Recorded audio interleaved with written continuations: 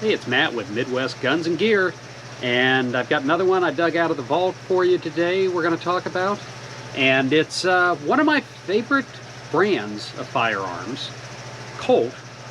And it's a handgun, which, you know, most of Colts are, but when you think of a Colt handgun, I don't know, the Peacemaker, maybe the Python, Anaconda, or if you're looking at automatics, maybe you're thinking about one of these, the 1911 style. This is a 1991 A1. This actually has been my carry gun going back to the 1990s when I first started looking into getting into law enforcement.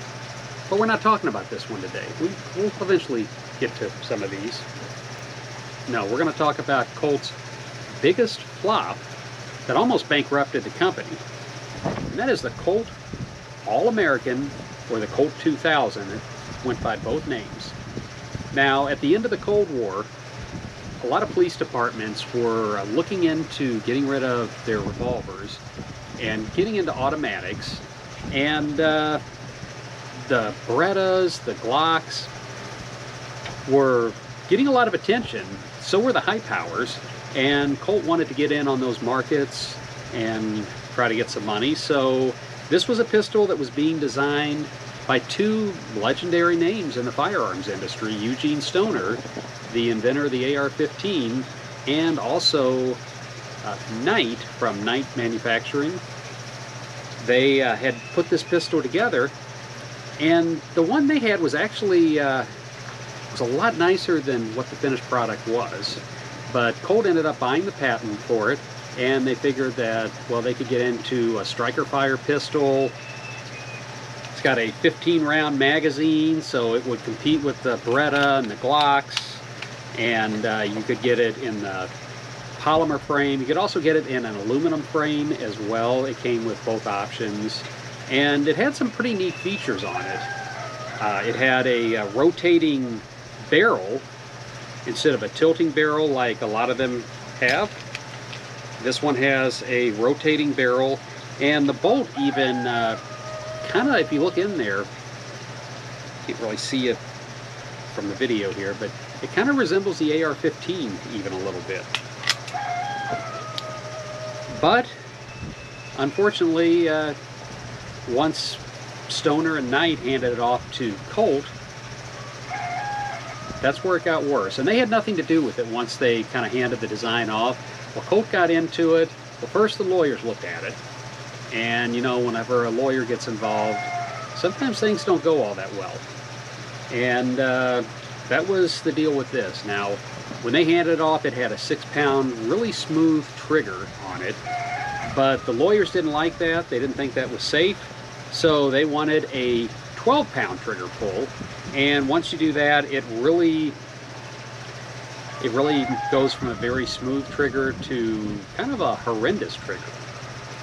Now, also, as Colt was talking to some law enforcement agencies, they wanted it a little larger, like the size of the Glock.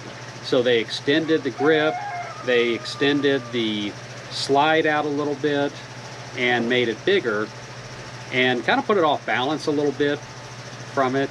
And all in all, it's either a very innovative pistol or a very strange pistol. It's, a lot of people say it's the Edsel for Colt, or it's kind of like the Joe Biden of handguns. It's the one nobody really asked for and nobody really wanted, but we got it anyway. And these did not sell well. I think there were only 20,000 of these produced in the 2 to 3 years that they were made. They came out in 1990. They were introduced at the SHOT Show. And in 1994, they ceased production. It was not profitable. They were losing money. A lot of the parts were being made by other companies and then shipped to Colt's headquarters for assembly. And it just really wasn't profitable. Then on top of it, in 1993, they had a recall with these because if they were dropped, they could go off. And so that kind of tarnished its reputation a little bit. Now, one thing that's interesting with these, and you don't see it with a lot of striker fires, I know I've got a SIG that does it, but this is a true double action only.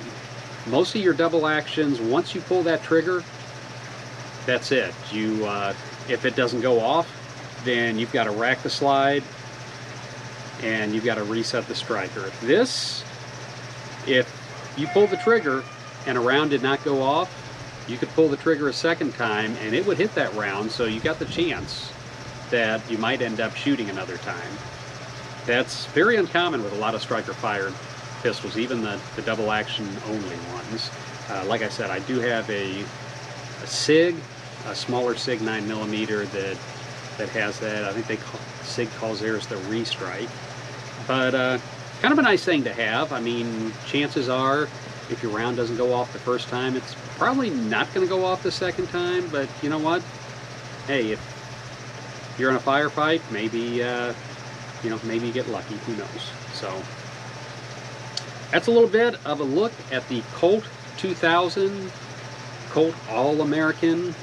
They called it All-American because they were trying to compete with Glock and Beretta, and they wanted it known that this was an American gun, trying to get it out to police departments, but nobody really liked it. The other thing with this too is it's not a very accurate gun. These were known to be not only very inaccurate, but the sight on it actually, with a lot of shooting, it had a bushing in there that would sometimes come a little loose, and the sight would kind of wobble on you a little bit, which made it even worse. So that's a look at this. This I bought just to add to my collection. I probably haven't put more than 40, 50 rounds through this in the entire time that I've owned this. But we're going to change that up. I'm going to put another magazine through it here down at the range today. So come join me and let's take a closer look at the Colt All-American. Well, we're down at the range. We're about ready to go. Let me get my safety gear on. I got 15 rounds loaded. Let's see what it does.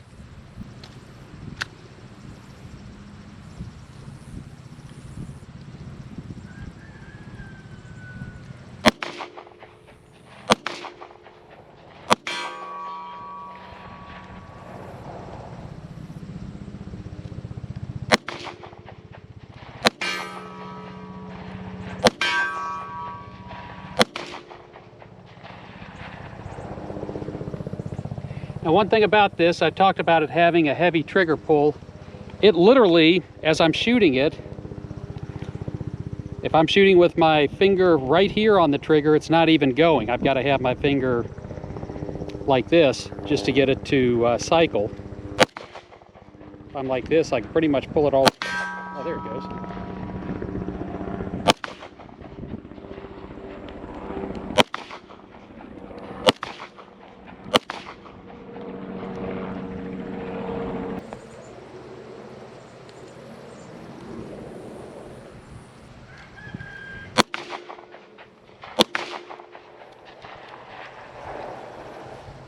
All right, so that's 15 rounds with the Colt 2000 All-American. And yeah, it's been a while since I've shot this. Not one that I've shot very much, and not one that I really want to shoot too much. This trigger pull is horrible, and almost makes me wonder if there's any way to adjust it, because it's just bad. I think this is, as far as trigger pulls goes, probably one of the worst firearms I've ever shot. The gun itself, it's an oddity. It's a little strange. Even field stripping it, I'll do a video later on field stripping it, but this part actually comes off separately from the rest of the slide even. It's just a strange gun. The only reason I would ever suggest anybody looking into one is if you collect Colts, it's an oddity. You know, someday, who knows, maybe it might be a collector's item. Right now it's just a very uncomfortable gun to shoot, not very accurate, and a safe queen because it doesn't come out of the safe too often. It's Matt with Midwest Guns and Gear. If you enjoy the videos, please consider giving us a thumbs up, subscribing to the channel. It helps the channel grow, and it is much appreciated. Until next time, have a great day.